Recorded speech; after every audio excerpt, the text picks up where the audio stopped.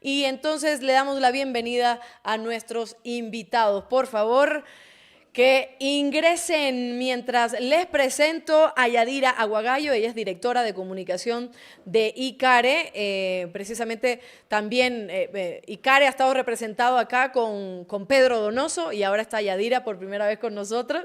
Y está Beno Bonilla, amigo también de hace tiempo, defensor de los troles míos también. Bueno, no defensor de los troles, de mí, ante los troles. Y aquí tenemos a Beno, que es comunicador estratégico en Fundación Pachamama. Qué gusto tenerlos acá. Muchísimas gracias por venir. Qué lindo verlos, primera vez que los veo en persona. Es verdad. ¿Sí? ¿Es verdad? Yo venía pensando en el camino acá justo a Londra. Gracias por la invitación, pero que es la primera vez que te voy a ver en persona. Sí. Y hemos conversado los últimos 4 años. Exacto, siempre conversamos, siempre Así estamos es. ahí también apoyándonos y bueno, aquí estamos. Y qué bueno, porque los jueves quiero hacer este tipo de conversación para mostrarle a la gente más allá de la coyuntura, ¿no? Yo hago ya el resumen en los primeros 20 minutos, pero hay que conocer mucho más de lo que está pasando a nivel político, manejo de crisis, comunicación estratégica. Y el jueves pasado estuvieron aquí chicos, estuvo el José, estuvo Pablo Rodríguez, Ricky también, Borja, que también fueron parte de esta última campaña, por ejemplo, por el no en la pregunta de IE, que correspondía a arbitraje internacional y trabajo por horas. Y hablábamos de cómo las redes sociales también tienen un papel importantísimo al momento de generar campaña. Y Beno, tú estuviste detrás, o sea, ahí mismo, de la campaña del Yasuní, ¿verdad? Sí, en algunas, Yasuní y la del Chocuandino, un poquito ahí metiendo ideas en la campaña en las consultas de IE. Justo trabajamos con el José y también trabajamos con el Ricky votando ideas. Y sí, digamos, creo que es bien importante empezar a conversar sobre temas que quedan generalmente...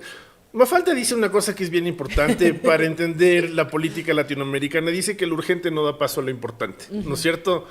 Y el Pedro Donoso dice algo que también es bien importante en relación al Ecuador, y es que el Ecuador es un país de procesos, de sucesos y no de coyunturas. Entonces, eso no nos permite como conversar en torno a temas que son fundamentales para que la sociedad pueda convivir, digamos, ¿no es cierto? Todo el tiempo estamos que... Es que además ocurrieron tantas cosas en las últimas 3 semanas que es impresionante. O sea, ocurrió aluvión de la Gasca, ¿no es cierto? Que por sí mismo es un fenómeno climático que merita estudiarse de manera aislada y que da para papers y doctorados. 2 días después, la fiscal denuncia a un grupo de policías que estaban involucrados en temas narcodelincuenciales. 3 días después, el presidente decide asaltar la embajada mexicana, ¿no es cierto? O sea, cada uno de estos sucesos son impresionantes. Y durante esa semana conversamos sobre lo que pasó en la embajada para enterarnos que una semana antes de la elección empezaron los apagones. Exacto. Entonces, ¿cómo hacemos análisis político en un país en donde las cosas ocurren de una manera tan vertiginosa y que son hechos realmente, digamos, indescriptibles? No se puede hacer investigación. Es decir, uno tiene gente en la calle diciendo, bueno, vamos a hacer este banco de preguntas para entender cómo está ocurriendo el proceso electoral y ¡pum! Invasión a la embajada mexicana.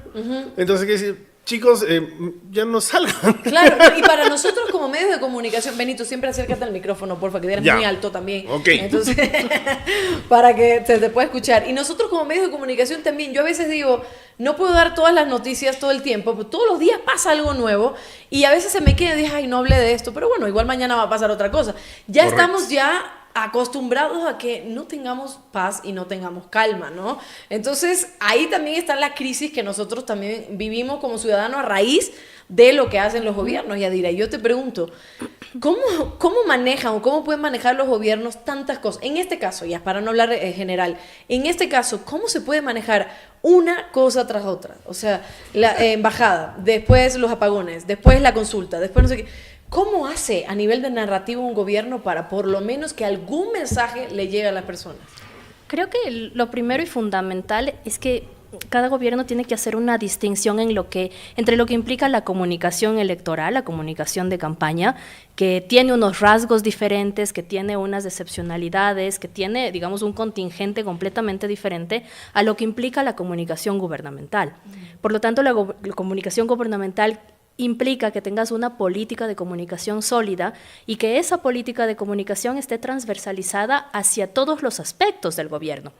Es decir, no puedes tener 30 voceros, tienes que concentrar vocerías, no puedes tener mensajes que no sean coherentes o que no estén interrelacionados, tienes que tener un discurso y un mensaje que en la medida de lo posible sea único y sobre todo tienes que tener una narrativa de identidad. El momento en el que no tienes una narrativa de identidad y el momento en el que no tienes una política de comunicación que transversalice toda la gestión del Estado, pues difícilmente puedes tener una reacción desde el punto de vista de la comunicación a una situación de crisis.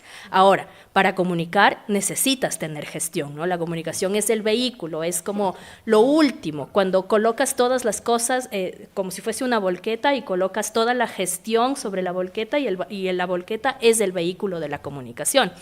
Entonces, un gobierno que efectivamente quiere gestionar su comunicación y quiere gestionar su crisis, necesita tener un amplio conocimiento de lo que está ocurriendo alrededor y necesita concentrar vocerías y necesita tener un discurso unificador, coherente, necesita no cambiar de estrategia de forma abrupta todo el tiempo para poder responder las demandas de la ciudadanía. Claro, y creo eso es lo que hemos visto, o sea, justo lo que mencionas, porque, por ejemplo, al no conocer, voy a poner el tema puntual de lo de la electricidad, el tema del sabotaje, por ejemplo, al decir, esto fue un sabotaje porque mi ministra no me informó también, no, claro, primero Petro, después la ministra no me informó, después Roberto y Zurrieta abrieron las compuertas, etcétera, o sea, al final hay tantos mensajes que no sabemos realmente qué creer y ahí es donde se baja por completo la intención del gobierno de imponer algún discurso, ¿no? Exactamente, pero es un fenómeno que tiene una mayor profundidad. Tú has mencionado que tanto Pedro de ICARE como yo hemos estado aquí representando ICARE. Y nosotros lo que hemos hecho en estos últimos años es poder entender justamente este fenómeno de la generación de las crisis en este tipo de contextos, en países como el nuestro, en el que las crisis ya no son una excepcionalidad, sino que son una cosa de todos los días. Ahí lo más peligroso es que se empiecen a naturalizar y que se viva en estado de crisis completamente. Pero lo que hemos observado es que en estos últimos años, lo que está ocurriendo es que cuando las sociedades tienen unas enormes necesidades, porque la crisis tiene una fórmula, ¿no? Y la fórmula es un contexto, más unas necesidades, más unas demandas. Y cuando estas sociedades tienen unas demandas por el abandono institucional, unas demandas por todo lo que pasa en los países, generalmente las instituciones responden a esas demandas con el sentido de la urgencia. Entonces, nos quieren ofrecer soluciones inmediatas para cosas que no tienen una solución inmediata. La crisis energética es el resultado de los últimos 6 años de inacción dentro del sector energético. Pero, ¿no es cierto?, se quiere generar una solución o vender la idea de una solución a esa crisis mediante una acción como las que tú acabas de nombrar, Alondra, efectivamente. Y ahora vamos con el tema también que se vincula, ¿no? El tema de esta comunicación estratégica. Si yo le preguntaba a Pedro el día que vino, a ver, ¿no hubiera sido más fácil que el gobierno en el tema de la electricidad, por ejemplo, dijera, oigan, hay sequía tanto en Colombia como acá, qué sé yo, me invento, Lazo nos dejó con un problema, las hidroeléctricas no se dieron mantenimiento y vamos a hacer todo lo posible? Por lo menos ahí hubiera sido algo creíble, pero no empezar con el tema del sabotaje y el tema de que la culpa es de otro y al final no tener una respuesta, bueno, ¿no ven? Es que la lección 1.1 en cualquier gestión de crisis es no mentir. No mentir, porque la gente, primero la audiencia de la gente no es estúpida y segundo lo que están buscando son respuestas. Ningún ciudadano se va a creer la mentira de que fue culpa de Petro, de que fue culpa de que abrieron las compuertas, de que fue culpa de Rafael Correa. Y cuando eso ocurre, digamos, empiezan a suceder narrativas bien particulares, ¿no es cierto? Porque la comunicación se desborda ya no por los canales institucionales, ¿no es cierto? Que es lo que estaba señalando la Yadira, sino que se empieza a desbordar por memes, que se empieza a desbordar por canales en los cuales uno no tiene ningún control, digamos, y claro, ahí puedes decir, es la salquiteña y todo lo que quieras, pero finalmente son otras narrativas las que se empiezan a posicionar en el imaginario de la sociedad, ¿no es cierto? Entonces, evidentemente la gestión de crisis requería, primero, lo que señala la ley, que es evidentemente es fundamental, es decir, un vocero que diga un mensaje, porque eso es lo que se puede controlar. Tú no puedes controlar lo que van a decir 5 voceros, que además no han estado, que no tienen el mensaje unificado. Entonces vas a tener muchísima gente del Estado dando mensajes oficiales contradictorios, y luego la gente que espera la verdad, a quien el Estado le está tomando el pelo, que va finalmente a decantar esa frustración en otro tipo de narrativas que son finalmente las que se viralizan, ¿no es cierto? O sea, el meme de Rafael Correa con 2 baldes saliendo de Mazares, sí, culpa del correísmo, de los apagones, pero por supuesto. Y nos hacen entonces eso, o satirizar o burlarnos de una cosa tan fuerte, e incluso, claro, el meme como respuesta, pero a nivel de comunidad, bueno, llegamos a entonces invalidar o deslegitimar de alguna forma un caso tan grave como eso, porque nos reímos, nos estamos riendo de las desgracias al final. Pero es que es lo que te decía, o sea, tuvimos apagones, tuvimos invasión a la embajada, tuvimos lo de los policías, y todo eso en 2 semanas. Y las crisis no terminan, porque digamos, pasó la consulta y tenemos, porque no es solamente un proveedor que en este momento está enfrentando una crisis en el caso de las cárceles, son decenas de proveedores que se tomaron el ministerio para exigir los pagos, son clínicas de diálisis que no han recibido pagos en más de un año, lo acabas de mencionar antes de empezar el programa, Solca, que no ha recibido un pago de $9 millones, y por lo tanto hay pacientes que no se pueden atender. La respuesta del presidente es: no vamos a pactar con los proveedores que tienen vínculos con la narcomafia. Señor presidente, la crisis le desbordó. Sí, claro. O sea, pero dice eso, no vamos a pactar con ellos, pero no te da una respuesta. O sea, ¿quién le va a dar alimentación? Y eso es como que yo siento que veo desde el gobierno de Guillermo Lasso, sobre todo, que nos enfocamos en esto, que es como... a ver, pasó esto y es por culpa de los demás, pero no hay una solución y nos quedamos solo en el problema.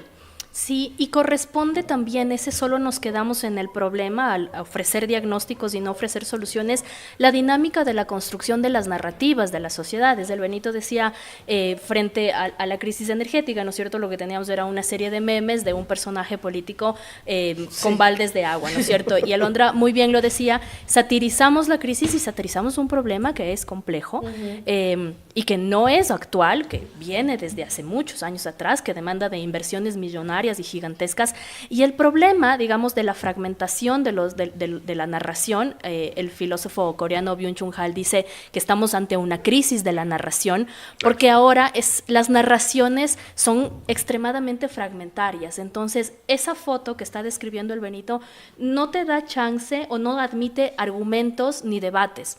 ¿Cómo puedes debatir frente a la trivialización de un problema estructural? Y por lo tanto, ¿no es cierto?, los tomadores de decisión y los que están llamados a ofrecer resultados se quedan solamente en esa parte de la masificación de la información y de la espectacularización de la información, porque no sienten que existe la necesidad de contarnos qué es lo que se va a hacer y cómo se van a resolver las cosas. Exacto. Es lo que ya mencionaba el Beno, este subestimar a las audiencias, y este subestimar a las audiencias viene desde hace muchos años en el mundo de las teorías de la comunicación, ¿no? Desde que se decía que las audiencias son unas masas amorfas que funcionan con el poder de una aguja hipodérmica a la que le puedes inocular información. Las audiencias tienen una gran capacidad de reflexión, y en esta reflexión de los crisis de relatos hay que regresar a ver a las audiencias, y hay que volver a otorgarle el poder a las audiencias, ese poder de demandar y de exigir información y de demandar y exigir soluciones. Sí, y sobre todo eso me parece interesantísimo, porque en la universidad, cuando empiezas a estudiar periodismo, te hablan de la teoría, ¿no? De comunicación de masas, y la masa que es la masa, entonces tú lo ves como que no son pensantes, más que pensantes no son heterogéneos, ¿no? Y después vas entendiendo otras teorías de que aguanta. Sí, que estemos juntos no significa que cada uno tenga un pensamiento y que tenga un camino para llegar a un análisis. Entonces tú tienes que dirigirte a todos ellos. Y hay una parte que dijiste que me encantó, que es trivializar esta información, porque creo que a lo largo de los años es lo que hemos hecho con todo el otro día yo hablaba con alguien y decía, por ejemplo, a ver, y todo lo que se robaron en Manabí en el terremoto, yo le decía, ¿qué exactamente? O sea, no estoy negándolo, sino para ver los datos, porque uno, caramba, hace la investigación y te dicen, sí, lo que se robaron. Y te ponen la comunicación a un nivel tan general, te ponen los memes, te dicen los titulares, y ya tú solo repites. Claro. O sea, es eso, ¿no?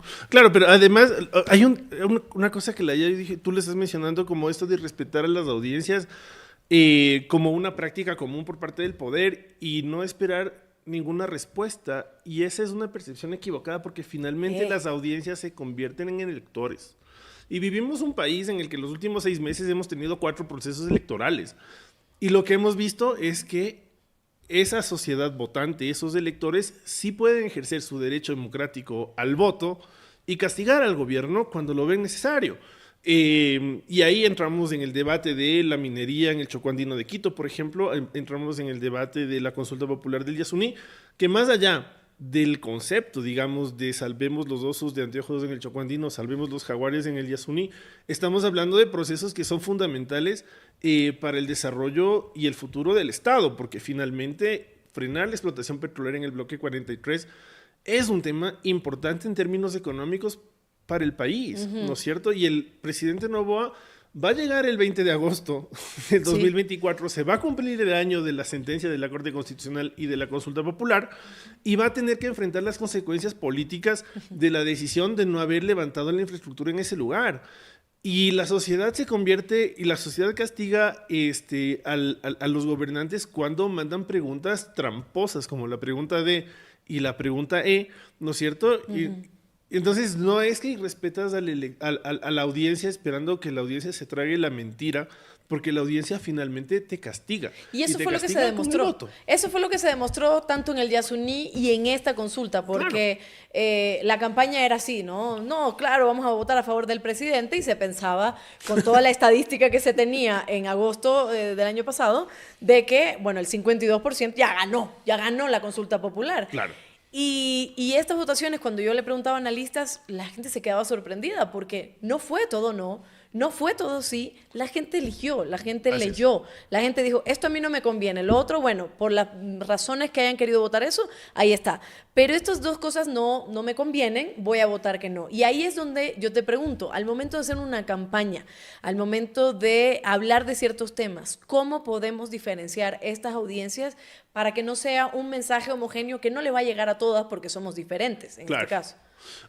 A ver, lo que necesitamos fundamentalmente es investigar, ¿no es cierto? Entender al país y entender al país quitándonos todas las preconcepciones ideológicas que uno dice, porque yo soy un tipo de izquierda, soy un ecologista y casi que me diría anarquista, pero no puedo hacer ese análisis el momento de llevar adelante una investigación. Y por supuesto contar con un equipo de gente que te pueda poner, que te pueda dar un principio de realidad, digamos. En mi caso, la Elsa Jarano, la Nati Tufiño, saludos chicas, muchas gracias por todo su trabajo, durísimo, impresionante, les respeto y les quiero mucho.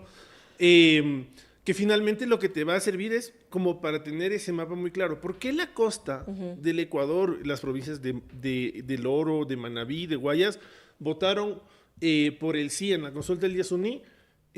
Votaron más por el sí que la sierra. Si hay una cordillera de los Andes que nos divide. Es decir, para la gente que vive en Guayaquil es más fácil llegar a Miami que llegar al Puyo. Claro. Y sin embargo, la gente en Guayaquil votó de una manera más intensa por el sí en la consulta popular de lo que votaron los quiteños. ¿Qué es lo que pasó? Entonces, es eso, una campaña en sí misma no puede utilizar el mismo mensaje en Quito que el mismo mensaje en Guayaquil. El José Cañizares aquí la revienta, es un tipo encantador, es divertidísimo, pero el humor del José Cañizares en Guayaquil no pega. Claro. Y hay que hacer ese análisis, claro, es verdad. Y las piezas que se distribuyen en la costa no pueden ser las mismas que se distribuyen en la sierra. ¿Y eso pasó en la campaña del Yasuní? Claro. ¿Hicieron eso? Claro. Claro. Entonces, lo que terminó ocurriendo, por ejemplo, y esto es así, como ya pasó la campaña, ya lo puedo decir. Lo que vimos en la campaña del Yasuní fue, por ejemplo, que en la costa la gente no conocía el Yasuní, no le interesaba la Amazonía, no le interesan los pueblos aislados, pero estaba con mucha bronca. ¿no es cierto? La investigación nos decía en ese momento que la gente estaba pasando por estas etapas del duelo, ¿no es cierto? Que es la negación, hay unas dos más, luego antes de la aceptación hay una que se llama la rabia, ¿no es cierto? Entonces, esa campaña en específico fue una campaña... Cuando hables con un consultor político, él te va a decir, las campañas reactivas o de contraste son muy peligrosas, porque te pueden rebotar, ¿no es cierto? Pero la campaña del Yasuní en la costa fue una campaña completamente de contraste, fue bien reactiva. Decirle sí al Yasuní y punto porque estás harto de las vacunas, estás harto de la violencia, estás harto de los secuestros, estás harto de los asesinatos, estás harto de las violaciones, estás harto de los políticos corruptos, estás harto de todo, sí, ¿no es cierto?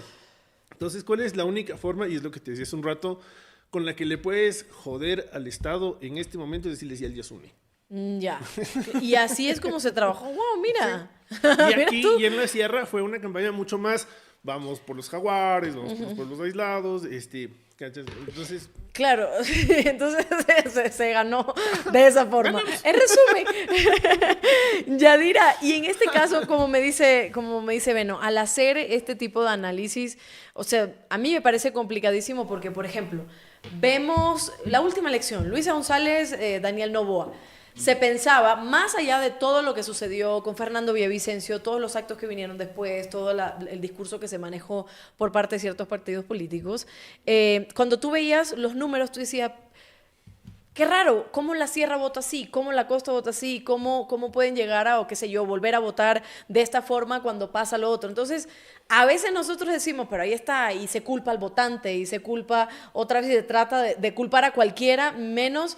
A lo que debe ser, y más que culpar es la responsabilidad. ¿Cómo podemos entender a cada provincia, a cada estrategia, a cómo los políticos pueden llegar a hablarles a cada uno, sabiendo que en serio Ecuador es tan diverso, y no solo en temas de naturaleza, sino en política?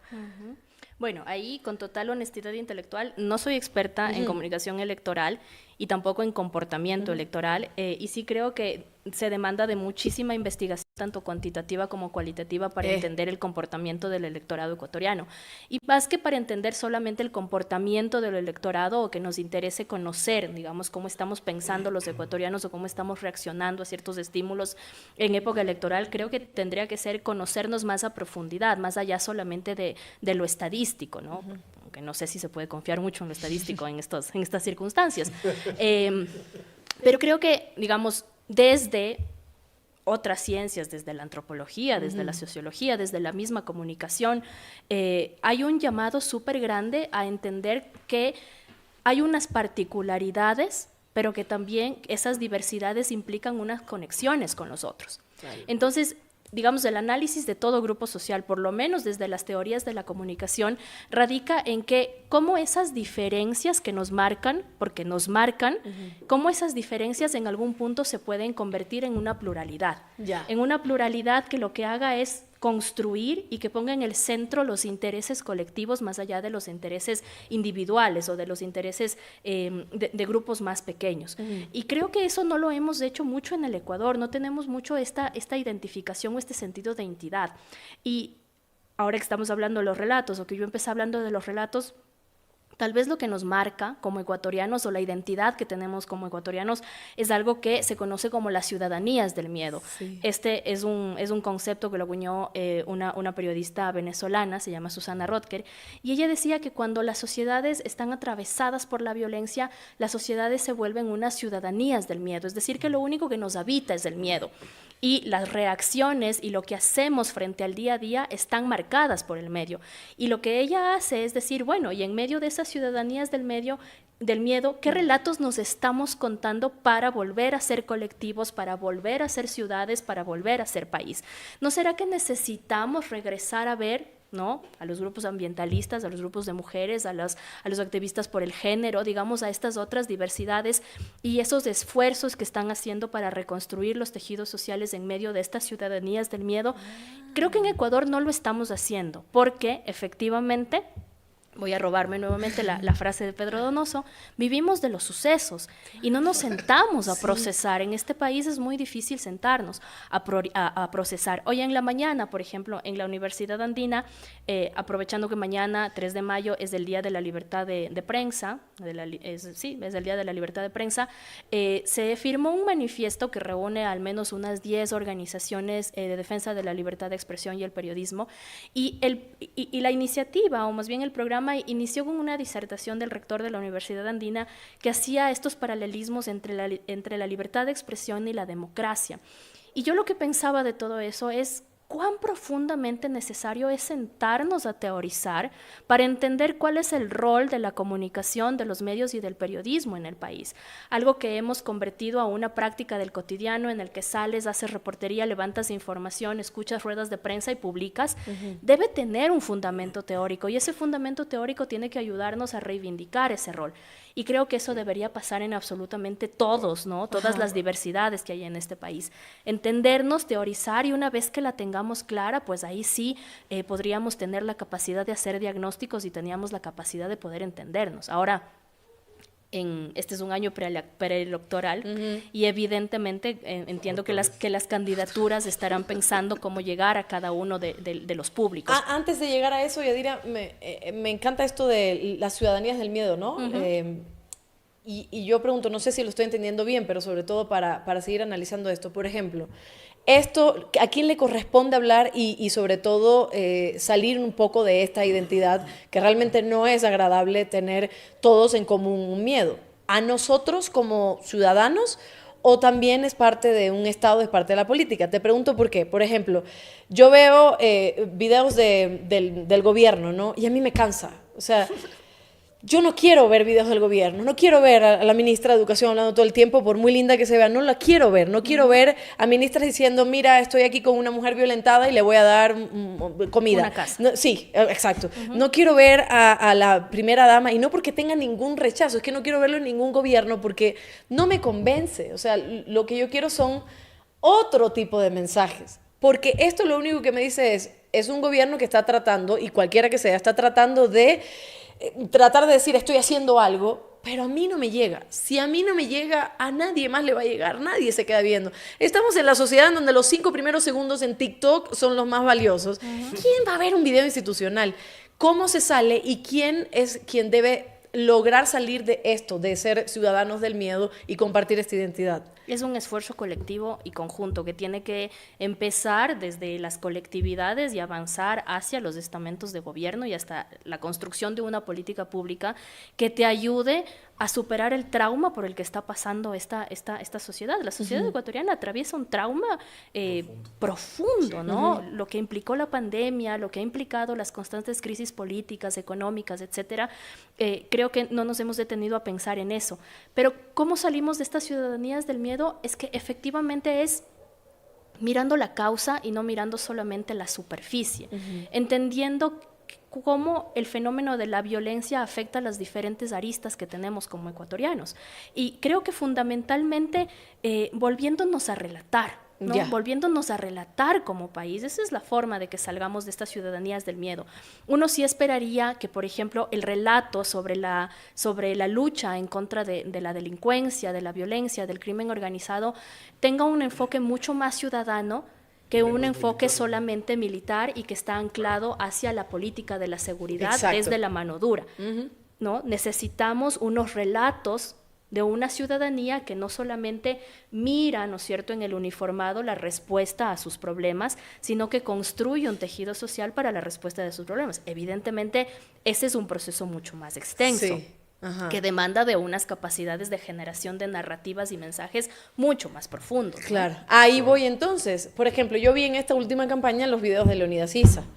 Y sí, eran bastante largos, digamos, como para el tema de TikTok y lo que sea, pero eran muy informativos. Y yo, con el tema de la calidad de imagen, con la calidad, de la persona que estaba hablando, en este caso Leonidas Issa, cómo lo hicieron y cómo lo construyeron de una forma, no sé si creo que las personas igual al final lo vieron, pero también me quedé con el Yasuní, los videos del Yasuní, los videos del Chocó-Andino, las personas que hablaban. Aquí hicimos unas entrevistas también maravillosas y me daban datos. Entonces a mí me emociona eso cuando me dan datos, cuando me dice, cuando ya yo puedo tomar una conclusión basada justo en esto, no solo en cifras, sino en, mira, esta es la consecuencia, esta es mi vivencia, esta es mi experiencia. A mí me fascina eso porque me permite llegar a una conclusión. ¿Cómo entonces creamos contenido para que le pueda llegar a las personas más allá de algo institucional y no basado en los militares en las calles nada más, como por ejemplo hizo Daniel Noboa un día después de la consulta o antes de la consulta, que ponía las imágenes de los militares en los parques y era como... Ni siquiera eran los militares abriendo la botella de agua de la chica que estaba en el restaurante. El que estaba ayudando al señor a cargar una caja y es como que, yo esto no me lo creo, o sea, ¿cómo generas para por lo menos que tengan una idea de cómo se puede generar una campaña o videos o qué sé yo, comunicación en general que sí llegue y no sea tan falsa?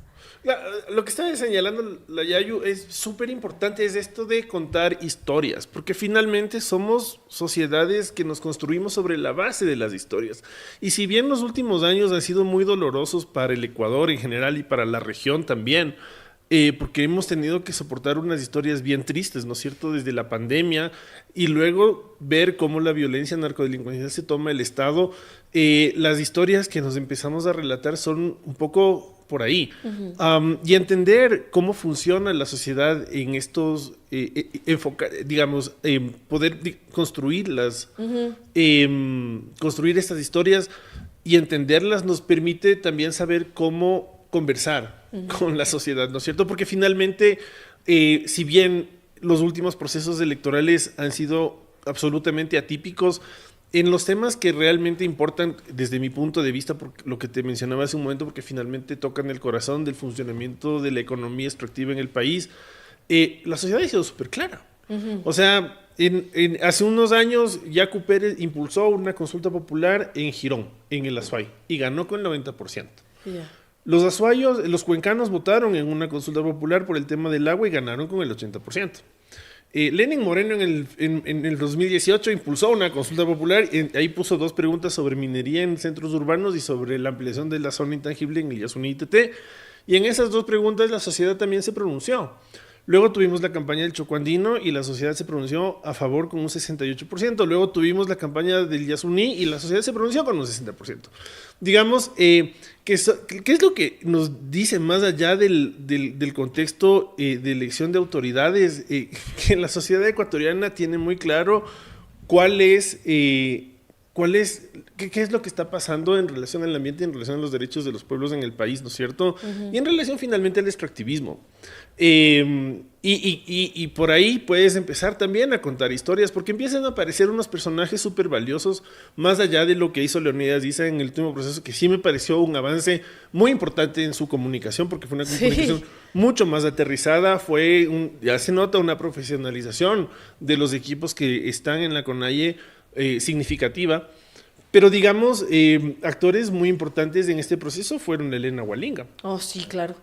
Que hizo, no solamente estuvo en un video con el José Cañizares, que estuvo muy bueno y muy divertido, hizo una vocería activa en torno a la pregunta. Con Pablo Rodríguez también creo que estuvo. Sí, estuvo con Pablo Rodríguez y con ellos se fueron a la Amazonía, hicieron un recorrido por los mecheros. Es decir, hay otros actores en estas historias que nos empezamos a relatar, que empiezan a contar otro tipo de historias, ¿no es cierto? Sí. Y es momento de empezar a voltear a ver también, más allá de las herramientas que, no puedo decir, las redes sociales la reventaron, quiénes son esos actores y cuáles son esas narrativas que se están contando, porque finalmente son historias nuevas, ¿no es cierto? Entonces, es como súper necesario que la sociedad vuelva a ver, que nosotros volvamos a ver y a entender cómo nos empezamos a relacionar con estos nuevos... estas nuevas voces. Bueno, las redes sociales, las plataformas digitales están ayudando ¿de qué manera a esparcir este mensaje? Porque, por ejemplo, yo vi a Elena con Pablo haciendo algo que al principio parecía muy chistoso, pero tenía que ver con el tema del petróleo y tenía que ver con la contaminación. Claro. Después vimos, bueno, el José haciendo su contenido y muchos otros, o sea, personas que no necesariamente tienen que hacer un sketch o algo así, sino que están hablando del tema. Las redes sociales sí están aportando mucho a que se gane en cuanto a una consulta o lo que sea electoral. El video que hizo Elena con Pablo es el relato de una historia bien dolorosa y bien triste en la Amazonía, que es el impacto de la explotación petrolera de Chevron y la contaminación que dejó, que está matando gente con cáncer en este lugar. Entonces, si lo ponemos desde esa perspectiva, es una historia muy dolorosa, pero es una historia que se debe contar, porque además de que esto dejó de, digamos, Chevron se fue del Ecuador en 1994, probablemente antes de que tú nazcas o llegues al país. Tenía 3 añitos. Tenías 3 años. Sí. Qué grande que estabas. Digamos, la empresa se fue del país en el 92, en el 94 empieza el juicio se resuelve 10 años después en el país. Es decir, es una historia muy larga que no termina de contarse, ¿no es cierto? Y lo que hicieron Elena y lo que hizo Pablo Rodríguez fue renovar, digamos, o refrescar la memoria de la gente sobre un proceso que ocurre en el país y que está ahí latente desde hace muchísimo tiempo. Y de esas tenemos cientos de historias. O sea, y digamos, hay que seguirlas contando y ahí juegan un rol. Ahí juegan un rol las redes sociales, TikTok, Instagram, Twitter, etcétera, que se convierten finalmente en instrumentos. Claro. ¿No es cierto? Lo que es importante es saber qué historia vamos a contar. Justo el tema del recuerdo, ¿no? De la historia. Muchas veces decimos Ecuador tiene muy corta memoria, o sea, y claro, y justo también Pedro decía eso, es como que nos olvidamos lo que pasó ayer por lo que viene mañana. Y esto también, cómo los políticos o quien sea, en diferentes grupos, también tienen que recurrir o deberían recurrir a la memoria, al archivo, a lo que ha pasado en el país para también poder involucrarlo en su comunicación e incluso en su manejo de crisis, porque, por ejemplo, solo vemos que dicen la culpa es de otro, la culpa es de otro, que no se toman ciertas responsabilidades, pero al decir la culpa es de otro, no me dan los datos de por qué la culpa es de otro, solamente me lo lanzan. Entonces no recuerdo, a mí se me olvidó lo que pasó la semana pasada y seguimos en esto, ¿no? O sea, sí, en investigación social es una premisa que el pasado define muchas de las cosas que están ocurriendo en el presente y definitivamente van a influir en cómo estamos viendo el futuro. Y evidentemente recurrir a un trabajo de memoria ayuda a que podamos construir una estrategia de prevención, de administración y después de una crisis. Y por eso, ¿no es cierto? Por ejemplo, cuando desde ya la metodología hacemos un trabajo de intervención para solventar una crisis, particularmente lo que nosotros hacemos es algo que se conoce como arqueología mediática o arqueología de la memoria, y es que podamos regresar a esos registros en donde se empezaron a incubar los primeros mitos de una crisis que se está viviendo, porque una crisis siempre viene antecedida por la generación de mitos, que pueden ser mitos que están años inoculándose o pueden ser mitos que nacieron el día de ayer. Pero toda crisis parte de la generación de un mito, pero esos mitos necesitan encontrar su origen, y para encontrar ese origen nos remitimos y utilizamos estas técnicas de la arqueología mediática o la arqueología de la memoria, que tal cual los procesos de arqueología lo que hacen es excavar, no alterar el pasado, sino que mirar cómo se construyeron los relatos hace años, dependiendo de la línea de tiempo, y cómo esas líneas de tiempo nos van a ayudar a mirar cómo se gestaron esos mitos y cómo hacemos este proceso de desmontaje de esos argumentos para generar una realidad, porque todas las realidades son construidas en base a asideros que nos hagan poner los pies de la tierra. Ahora que estábamos hablando sobre la importancia de la memoria, yo recuerdo una frase lindísima de la escritora Nora Ephron que dice: porque si cuento la historia no me duele tanto, y porque si cuento la historia puedo soportarla. Entonces muchas veces estamos abocados a no querer hablar de lo que ya pasó y a sentir que todo el trabajo de comunicación tiene que ser en el presente y tiene que ser en el futuro. Pero no existe presente ni futuro sin pasado, por lo tanto necesitamos seguirnos relatando.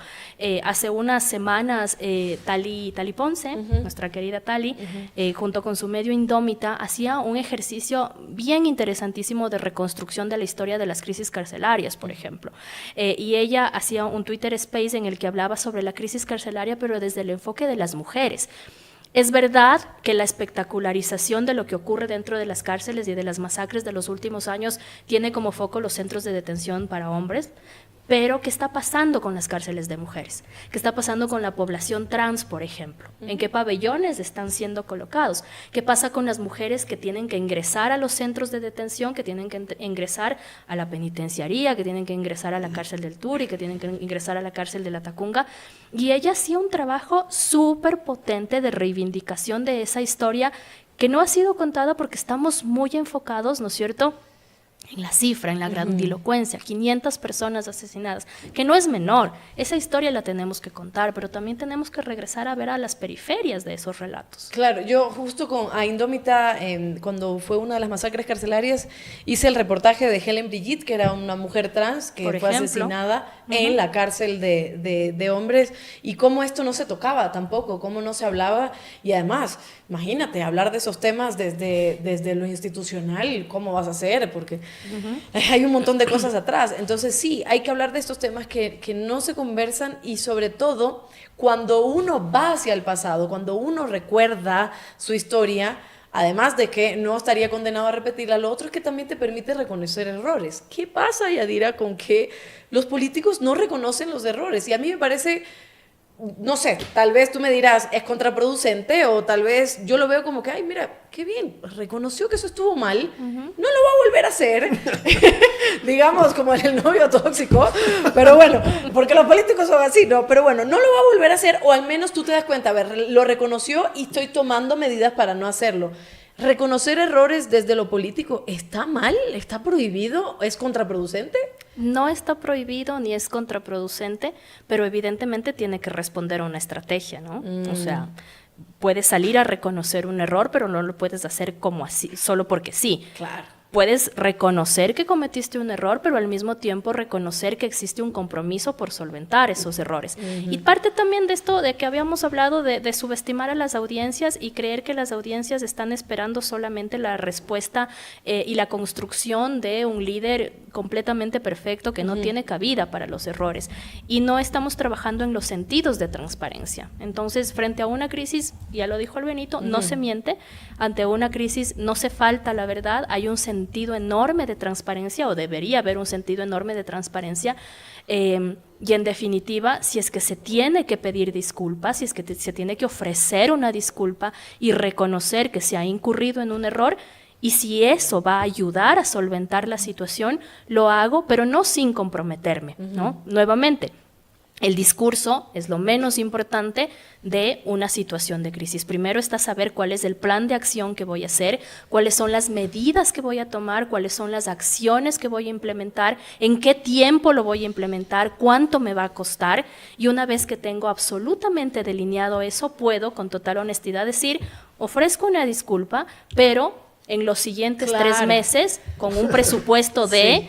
y con la asignación de todo nuestro capital humano, simbólico, político y financiero, vamos a solventar esa situación. Claro. Lo que pasa es que lamentablemente también esta lógica de faltar a los compromisos es algo que se extiende todo el tiempo, y no puedes faltar a los compromisos cuando estás en una situación de crisis. Si hay algo que no te perdonan las audiencias, o si hay algo que no te perdonan las personas, es que efectivamente no les cumplas las expectativas que tienen. Y se tiende a pensar, es verdad, a que siempre tienes que responder rápido, y lo vimos en el gobierno de Guillermo Lasso, que respondían rápido, después eliminaban el tweet, y después hacían otra comunicación, y después saltaba otro, y eso es lo que estamos viendo. Y no es una cuestión de responder rápido, sino saber si ya tenemos la respuesta y si también tenemos el procedimiento. Antes de ir contigo, Beno, un saludo a todas las personas que nos están saludando y que están felices de los invitados y están aprendiendo, están comentando. Bueno, por acá de México dice Viva México, por acá entonces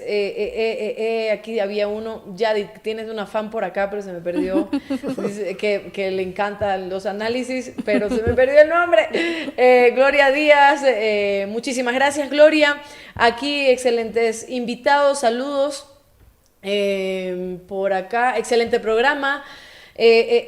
Bueno, y aquí hablamos de lo del tema de la historia y decían, bueno, la RC diría, eso ya lo hicimos, que también me parece muy contraproducente el hecho de haber utilizado eso de ahí, tenía que haberse dado cuenta, pero bueno, la Asamblea va a hacer una ley para los presidentes que le promete en campaña si no cumplen automáticamente. Bueno, son ideales y utopías que ojalá algún día se puedan alcanzar. Y muchos otros que están comentando y poniendo ejemplos de lo que pasa en el país. Gracias por conectarse, por dar like, por favor, en la manito, y por seguir comentando, que voy leyendo también todos sus mensajes. Déjame ver este último. Perfecto.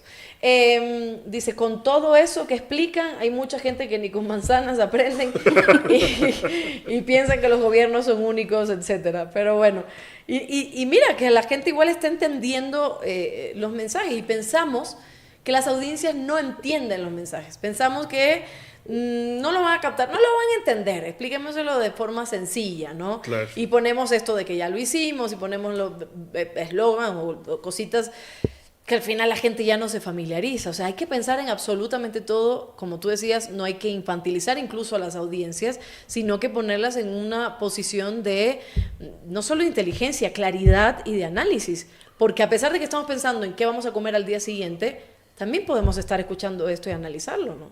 Sí, yo cuando la Yayo estaba hablando de la gestión de la crisis, yo me ponía a pensar, y es algo que mencioné en Twitter algún rato, es como, no puedo creer que extrañe los disparates de la ministra Sade Fritsky. Después de todo lo que está pasando. Claro. Digamos, porque ahí puedes ver, por un lado, cuál es la experiencia que tiene la gente que está finalmente operando política pública en el gobierno y el nivel con el que lo está haciendo, ¿no es cierto? Es decir, en ese momento uno decía, por Dios, una ministra de Ambiente que se reúne con el presidente de un país que no existe. Claro. O una ministra de Ambiente que dice que los ríos del río Chone tiene 3.000 kilómetros, o que la Amazonía es un país. Y claro, la realidad nos transporta a unas situaciones en las que dices, ministra, diga algo, por favor. Necesitamos refrescarnos un poco. Porque resulta que el país se fue por el caño en 2 semanas, ¿no? Entonces, justo, es decir, esa gestión de crisis requiere de gente que pueda finalmente entender esos contextos y también refrescar a las personas que están operando los mensajes que nosotros transmitimos a la gente, porque luego lo que terminó ocurriendo es lo que estábamos viendo. Las audiencias se convierten en electores, y los electores ejercen la única manera con la que pueden institucional y democráticamente castigar a los gobiernos, que es a través del voto, porque si es que eso no ocurre, la forma en cómo la sociedad desfoga sus frustraciones no necesariamente termina siendo tan democrática, claro, ni tan pacífica. Y justo yo estaba hablando contigo en WhatsApp y tú me decías algo como un tema interesante es el de la democracia radical, o sea, dejar de ver el paradigma de la democracia liberal como un comodín que se ajusta a las aspiraciones políticas. ¿Me puedes explicar qué significa todo lo que... O sea, democracia radical, y es tenaz que tengamos que hablarlo desde este punto de vista, es simplemente cumplir la ley.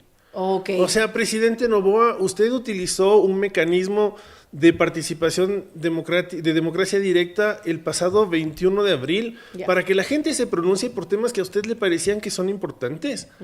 Pero el 20 de agosto del 2023 utilizamos el mismo mecanismo de democracia directa para resolver un problema que a la sociedad le parece fundamental, que es la explotación petrolera en el bloque 43. Democracia radical es, presidente, cumpla lo que la Constitución dice y no le dé vueltas a la voluntad de la gente. No diga que va a pedir la modulación de la sentencia de la Corte Constitucional porque es imposible cumplirla, porque imposible, presidente, es que el sol salga por el otro lado, que el océano se seque. Eso es imposible. Claro, que usted levante los fierros que existen en el bloque 43 no es imposible.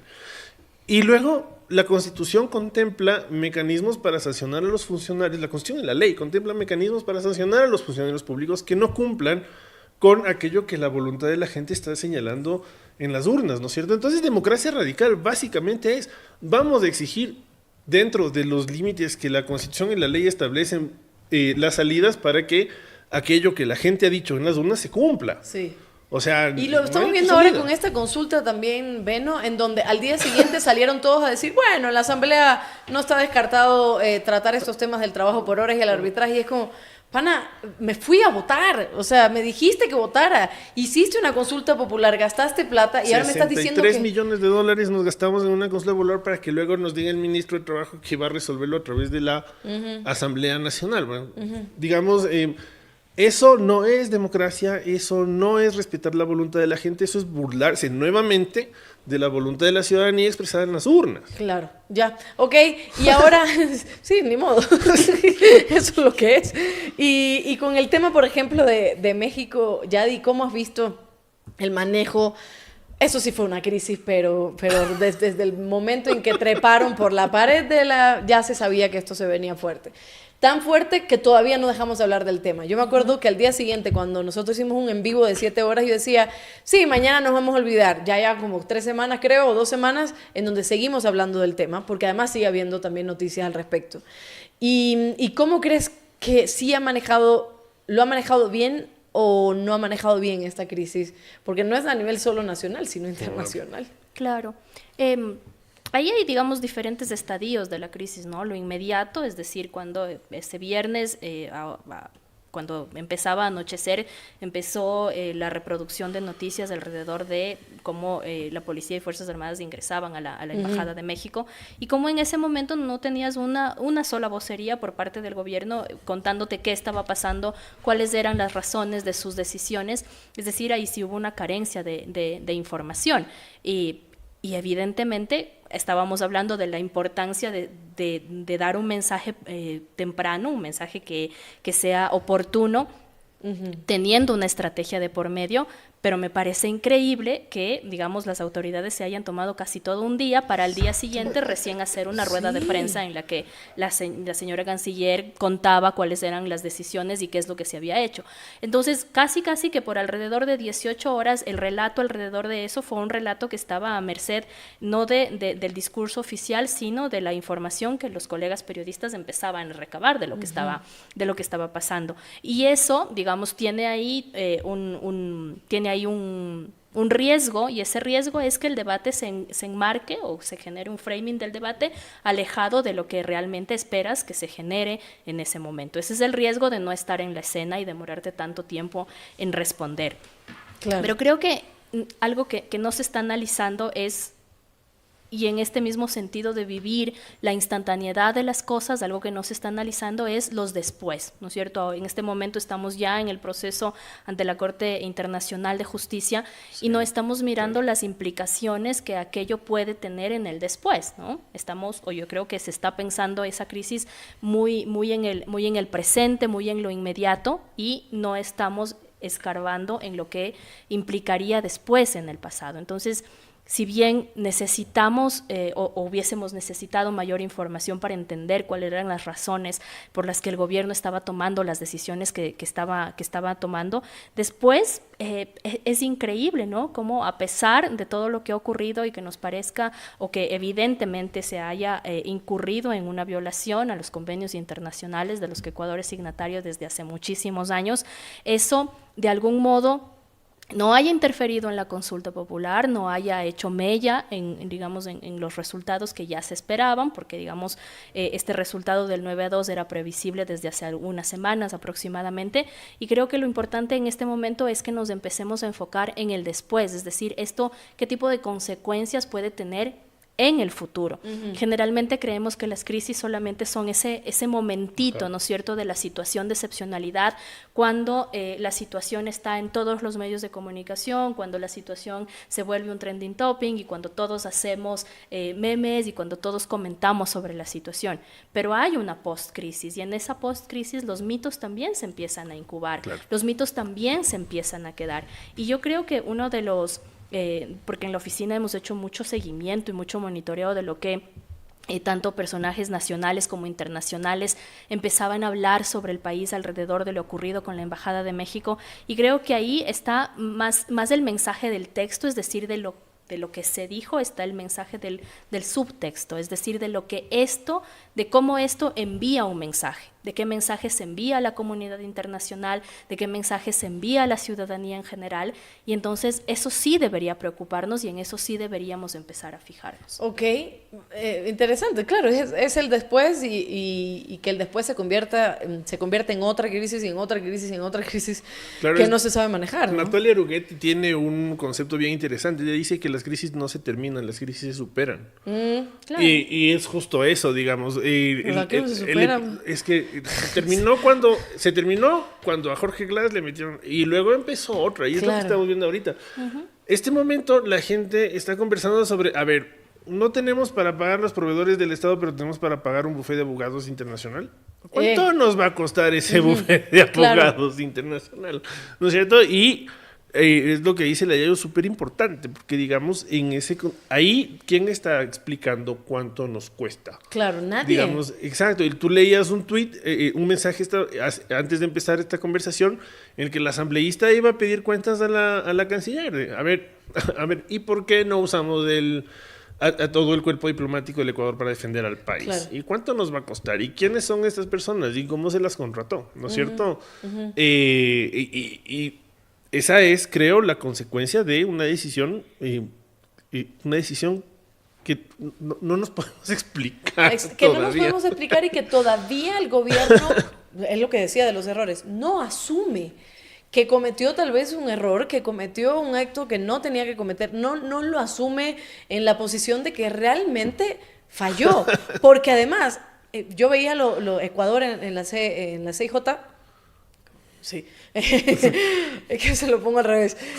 Y claro, decían, bueno, sí, nosotros nos metimos ahí, pero México hizo tal cosa.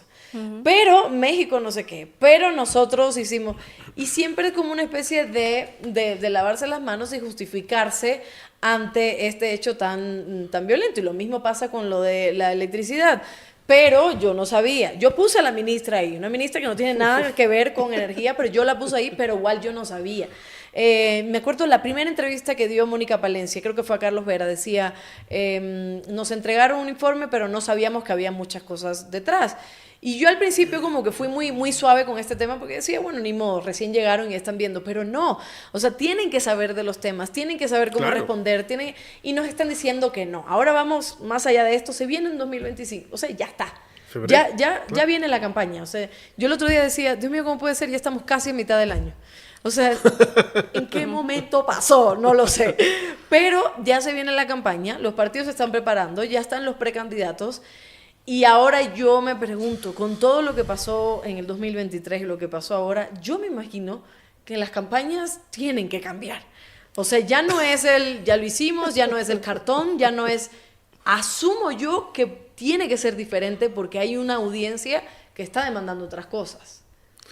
Sí, a ver, el país, es lo que decía hace un momento, pasamos de coyuntura electoral en coyuntura electoral. Yo cuando en la oficina tengo que hacer los análisis políticos, siempre empiezo como es el chismecito político de la semana, pero seguimos en campaña. Sí. Y estamos en campaña permanente, digamos, pasó...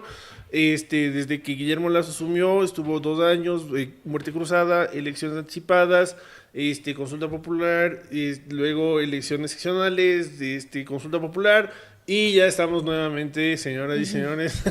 Otra vez. Ajá. Entonces, por un lado... ya yo no plastifico las cositas estas. Yo tampoco. Ya no, o sea, ya yo la tengo guardada. Yo antes me encantaba tenerla así. No, ya no, ¿para qué? Pues, o sea, los señores de San Gabriel estarán muy tristes cuando yo ya pasó. Le plastifico, joven, no, gracias, ya mismo vengo. Sí. Entonces, porque además no sabemos qué es lo que va a pasar en lo inmediato, digamos. De nuevo, es un país, el Ecuador... lamentablemente es un país en el que la coyuntura política es tan volátil que no podemos no podemos asegurar que en febrero del 2025 vamos a tener un proceso electoral, porque pueden pasar un montón de cosas inesperadas en el corto plazo o en el mediano plazo, ¿no es cierto? Entonces, y además es muy, o sea, para decidir o para definir las precandidaturas y las candidaturas, creo que es todavía muy temprano, digamos, aunque estamos en año electoral, se percibe un ambiente electoral, Todavía saber cuáles van a ser estos precandidatos es muy pronto, ¿no es cierto? Yo no he escuchado a Leonidas Issa decir, acepto la nominación de mis compañeros de Pachacutic, ¿no es cierto? He escuchado al señor Pedro Granja decir, yo ya soy candidato del Partido Socialista, pero hay algunos... correísmo, sí. Pero yo soy la reminiscencia del Correa del 2007, pero abajo el correísmo, y algunos compañeros del Partido Socialista que dicen, no sabemos si vamos a terminar con este señor. Ajá. ¿No es cierto? Entonces va a haber como mucha conversación en torno a lo que va a ocurrir con las precandidaturas en las próximas semanas y en los próximos meses. Pero sí, en efecto, lo que nos deja, creo, como lección, lo que hemos vivido en los últimos meses es que hay unos actores que son parte activa en este momento de la política y de la comunicación en el país, que están llevando adelante unas narrativas, que están contando historias, los dijimos hace un momento, ¿no es cierto? Está el José, está la Elena, en la costa hay un montón, en la Amazonía hay un montón de jóvenes que están llegando a los 20 años, que tienen una cantidad de seguidores en Instagram que es impresionante, que hablan 2, 3 idiomas, y que están hablando y están contando la historia de su selva, digamos, ¿no es cierto? Y que finalmente van a poder jugar o no, si es que se les antoja o no, un rol en esta conversación de cara a lo que va a pasar en febrero del 2025. Y el manejo de crisis no es solo cuando ya se llega a un poder o a un puesto de poder precisamente, sino también cuando uno quiere llegar. Y en este caso, por ejemplo, veíamos una campaña de Luisa González, cuando al inicio era una, y en la siguiente fase, en la segunda vuelta, era otra. Después del debate fue otra, claro. En donde, claro, se dieron cuenta de que, a ver, no le estás hablando, no está llegando el mensaje. Primero cambiaron todo, la estrategia, y además dijeron, en la segunda vuelta hay que poner a la Luisa como es ella, que sí, que con los jóvenes, que esto y que lo otro, y la conversación. Vimos un Daniel Noboa que no sabía que iba a llegar a esto, probablemente, porque había muchos candidatos, pero que en una segunda vuelta dijo, ok, ahora yo tengo todos mis medios y empiezo a comunicarme con los jóvenes, empiezo a hacer los muñecos de cartón, empiezo a hacer los tweets, empiezo a utilizar también a Lavinia, que era un componente también muy fuerte en temas de influencer, y lo aprovechó. Y a eso yo voy. ¿Qué tienen que estar pensando? Yo sé que puede ser muy pronto para las precandidaturas, pero al final no lo es, porque ya los partidos tienen que tener su estrategia y su plan de campaña. ¿Qué tienen que estar pensando en este momento? Porque, como dice el Beno, mañana puede pasar cualquier cosa. No sabemos si en febrero vamos a ir a votar, porque puede pasar lo que sea. Pero ¿qué tienen que estar pensando en función de ya hay jóvenes en todos lados, ya hay plataformas digitales, hay conversaciones para diferentes grupos, y es una campaña que no puede estar basada, pienso yo, en culpar al otro, el día lo hicimos, en ellos son malos, sino en ver un futuro. ¿Qué va a pasar?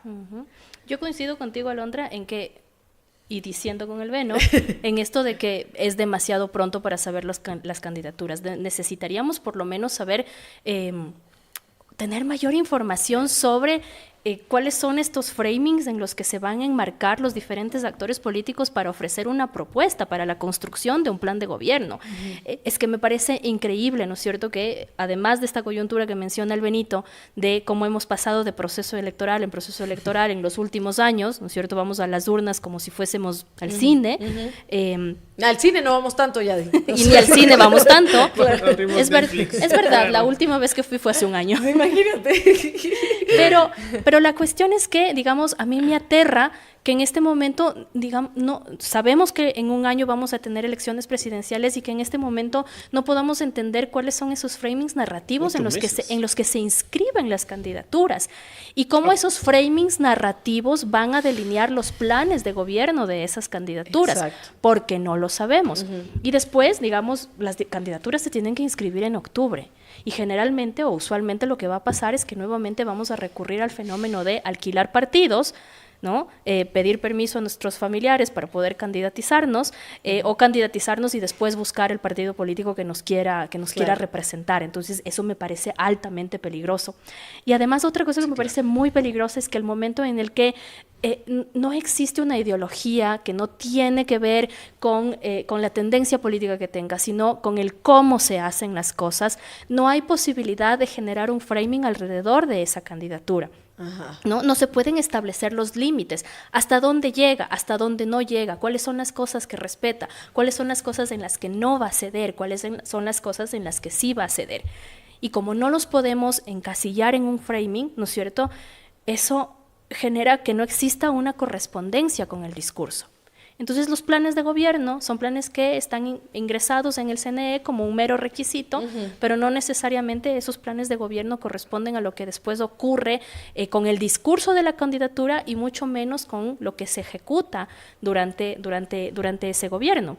Me parece que hace unos 2 años Grupo Faro hizo un estudio bien interesante sobre cómo las propuestas de los candidatos, más bien cómo las propuestas de campaña de Guillermo Lasso se cumplían efectivamente en la gestión y en el ejercicio de sus funciones. Y resulta que las propuestas que más cumplía no eran las propuestas que estaban en el plan de gobierno, sino las propuestas que había hecho en Twitter. Ay, Dios ¿no? mío. Ni siquiera estaban dentro del plan de gobierno. Debo de mencionar en defensa de Guillermo Lasso que él ofreció la consulta del Yasuní y la cumplió. ¿Pero estaba en el plan o estaba en Twitter? No, estaba en Twitter. Bueno, claro. Okay. Bueno, entonces, digamos, nos da la razón Benito desde la cotidianidad. Y cuando eso ocurre, ¿no es cierto?, empiezas a tener unas disfunciones alrededor de lo que puedes esperar de tu gobierno, ¿no? Entonces, hay este libro maravilloso que se llama No pienses en un elefante, donde George Lakoff habla sobre la necesidad, ¿no es cierto?, de que por lo menos puedas dar un marco de contexto a esas candidaturas para entender. Cuando un candidato habla de alivio fiscal, por ejemplo, ¿de qué te está hablando con relación a la política tributaria, ¿no? De su tía. Exacto. Alivio fiscal de la tía. Para entender, ¿no? Claro. ¿Qué es lo que va a pasar? Y eso no lo tenemos en el país y eso pasa porque adolecemos de una profunda formación política. Entonces, claro, es muy temprano, ahora en mayo, mirar candidaturas que se tienen que inscribir en octubre, pero es muy tarde, ahora en mayo, que no tengamos verdaderos proyectos políticos. Claro, porque Gracias por aclarar. reciclan y además reciclan mucho, o sea, y de repente, por ejemplo, ya yo sé lo que va a pasar, vienen todos los partidos y dicen, a ver, estos ambientalistas, ¿qué? A ver, vamos a poner así, nosotros vamos a preservar no sé qué, y entonces las mujeres, ¿qué es lo que quieren? Ok, vamos con las mujeres. Exacto. ¿Y qué es lo que dicen las madres de los niños? Entonces, es como que no tienen un plan real, y es lo que dice Yadi, o sea, es para ponerlo en el CNE, para que sea un check más y se puedan candidatizar.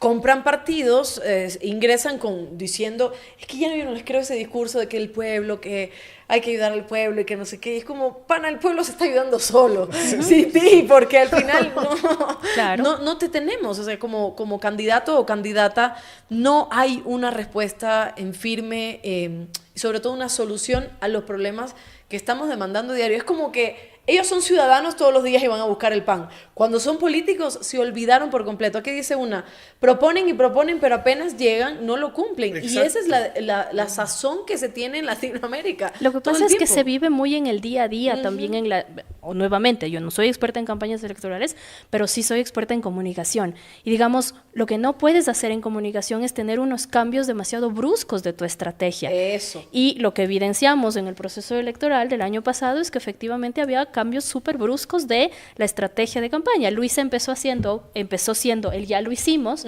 para después pasar a es el tiempo de mujeres. Pero ese es del tiempo de mujeres, ¿de qué se alimenta?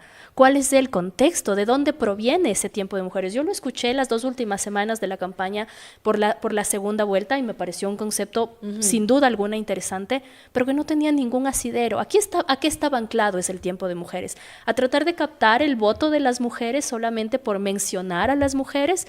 Claro.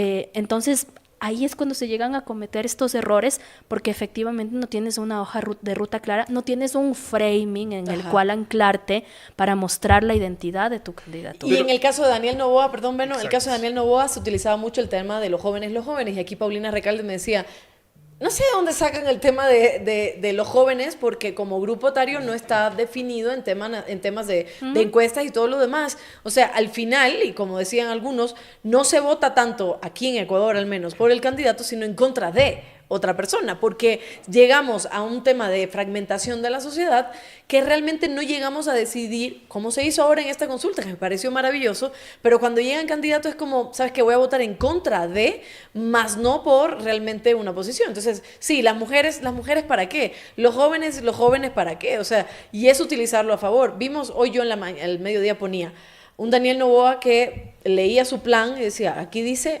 puede que se incremente la edad de jubilación en el tema de la seguridad. Puede, no es una afirmación, decía Daniel Noboa. Tenemos al señor, sí, pues al del IES diciendo que no, que básicamente tiene que seguir trabajando después de muerto para seguir ganando. O sea, básicamente lo que nos está diciendo es que hay que seguir trabajando y pues para que tú ganes más. Sí, ¿no? claro, Entonces, y digamos, es bien importante lo que está mencionando la Yadira y vos también, porque en efecto, es decir, es muy tarde para pedir a los partidos que tengan un proyecto político en función del país. Es muy temprano para saber quiénes van a ser los candidatos. Totalmente de acuerdo y gracias por aclararlo. Pero digamos, el momento de una campaña, lo que uno termina haciendo es construyendo un personaje, ¿no es cierto? Sí. Es decir, el presidente Noboa de la primera vuelta se presentaba así como un tipo, lo decía Ricardo, de medio pendejo, pero cuando fue el debate resulta que el tipo dijo un disparate, pero lo dijo con una solvencia que nos la creímos muchos.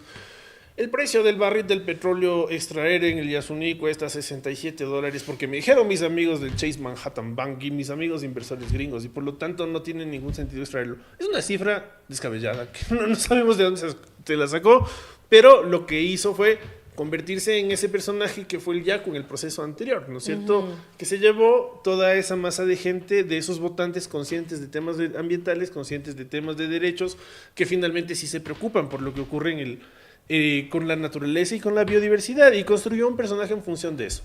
Y eso le ayudó a llegar a la segunda vuelta, y eso finalmente le ayudó a ganar la presidencia. ¿Qué personaje vamos a ver en febrero del 2025? Porque ya nadie se va a comer el cuento de que vive el Yasuní. Porque, señor presidente, junio está a un tiro de piedra y usted no ha retirado un solo tubo del bloque 43. Exacto. Señor presidente, usted dijo que el tema de la minería resulta que su tía tiene intereses en el sector minero y su familia también. Y aquí se lo demostraron con lujo de detalles, además, porque le interesaba a usted ganar la pregunta de arbitrajes internacionales con los grupos familiares que usted tiene, ¿no es cierto? Los intereses de sus grupos familiares.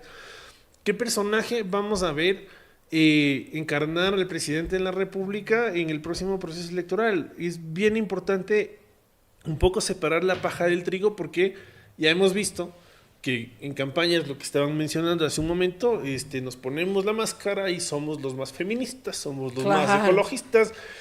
¿Tú qué quieres? Ya check, yo te apruebo. ¿Quieres esto de una? Trabajadores autónomos no les vamos a reprimir, vamos a legalizar.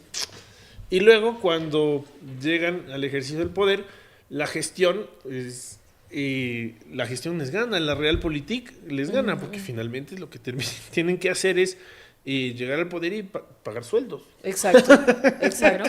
No, y tomar decisiones y al final... Tomar decisiones inmediatas y empezar a comunicarlas, porque luego lo que dice la Yadira es clave. Si no hay gestión, ¿qué comunicas? Claro, y qué tan difícil puede ser, en serio, proponer algo y cumplirlo. O sea, no lo digo yo, pero a nivel de incluso relaciones interpersonales también está aquel que propone, sí, ya yo voy a cambiar y al final no cambia.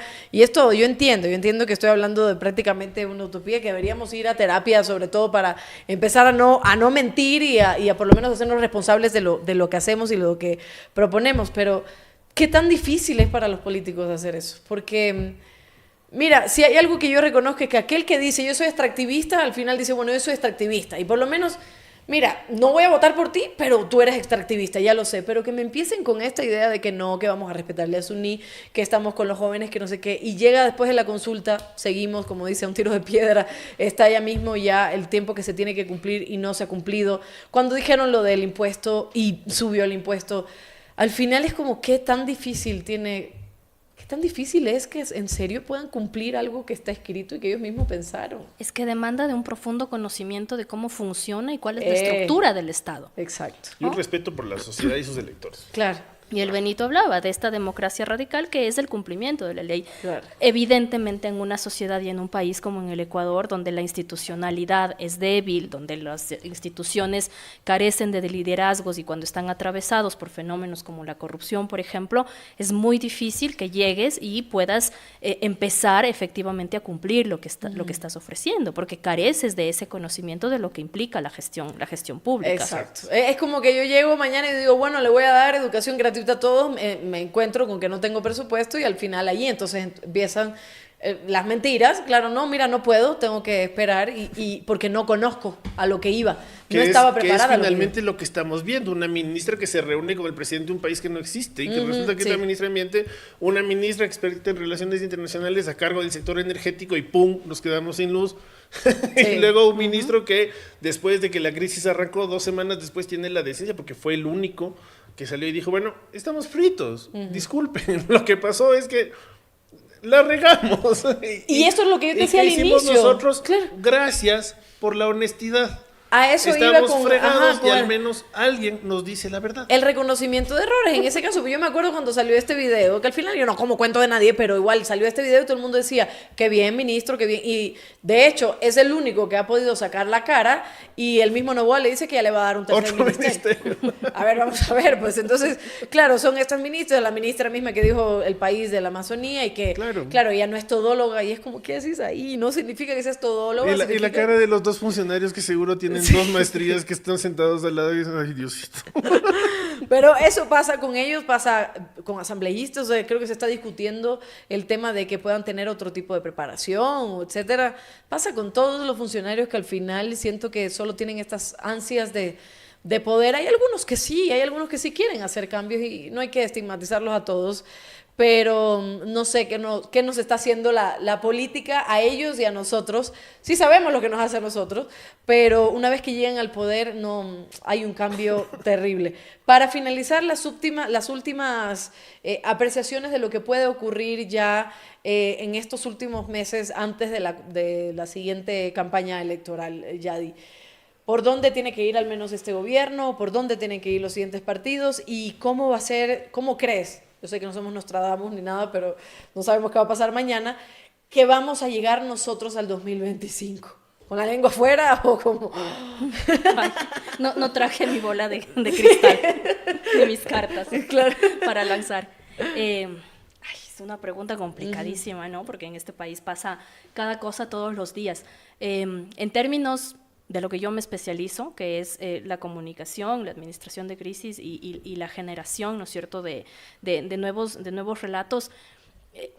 Creo que hay unas premisas fundamentales, y esas premisas fundamentales es la enorme necesidad de trabajar en un relato nacional, y un relato nacional no quiere decir solamente generar un bonito eslogan alrededor de lo que implica ser ecuatoriano. Exacto. Creo que es muy importante. Yo siempre estoy fascinada y siempre voy a regresar a este concepto de las ciudadanías del miedo, porque no podemos seguir viviendo en esas ciudadanías del miedo. Eso no es desconocer que hay una crisis de inseguridad, eso no es desconocer que este es un país atravesado por unos problemas del narcotráfico y de los grupos narcodelictivos que están enquistados en todo el poder público y privado.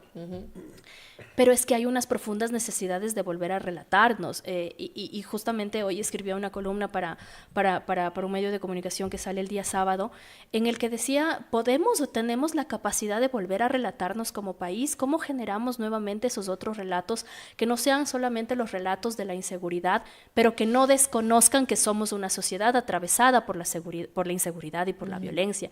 Y entonces, si yo pudiera visorar o pudiese plantear un escenario ideal de cómo llegar al 2025, creo que hay que trabajar mucho en eso, en la construcción de la identidad, en la construcción de la ecuatorianidad, en la construcción de esos otros relatos que nos relaten el país que somos, más allá de los sesgos de confirmación, ¿no?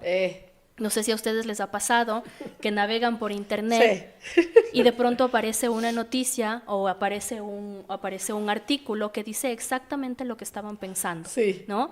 Y eso es un fenómeno al que se le ha denominado la infocracia, y esa infocracia hace relación a que no importa lo que pasa, importa lo que quiero que pase, ¿no? Entonces, esos sesgos de confirmación son tan peligrosos, esas burbujas informativas son tan peligrosas.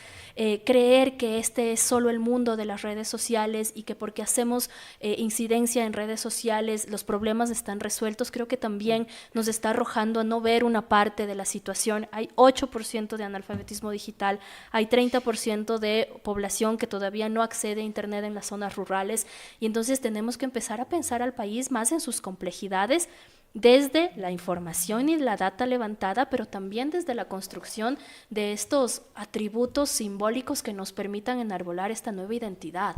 ¿Qué es lo que somos? ¿Qué es lo que queremos como país? Y creo que en eso sí hay un profundo, no sé si responsabilidad, pero por lo menos quienes trabajamos en el mundo de la comunicación y del periodismo, tenemos ahí unos grandes desafíos, ¿no? Y estos desafíos son específicamente poder entender cuáles son los fenómenos comunicacionales en los que estamos viviendo en estos momentos y cómo transformamos esos fenómenos comunicacionales hacia narrativas que nos permitan encontrar puntos de encuentro en medio de toda la pluralidad de voces que somos. Así es, creo que hay que dejar de vernos como esta masa homogénea de un solo pensamiento, efectivamente, y pensarnos más allá. Benito. O sea, retomando tu última línea de conversación, evidentemente, digamos, la Amazonía tiene 11 nacionalidades indígenas, sin contar los pueblos Taguera y Taromiriana, que son pueblos aislados.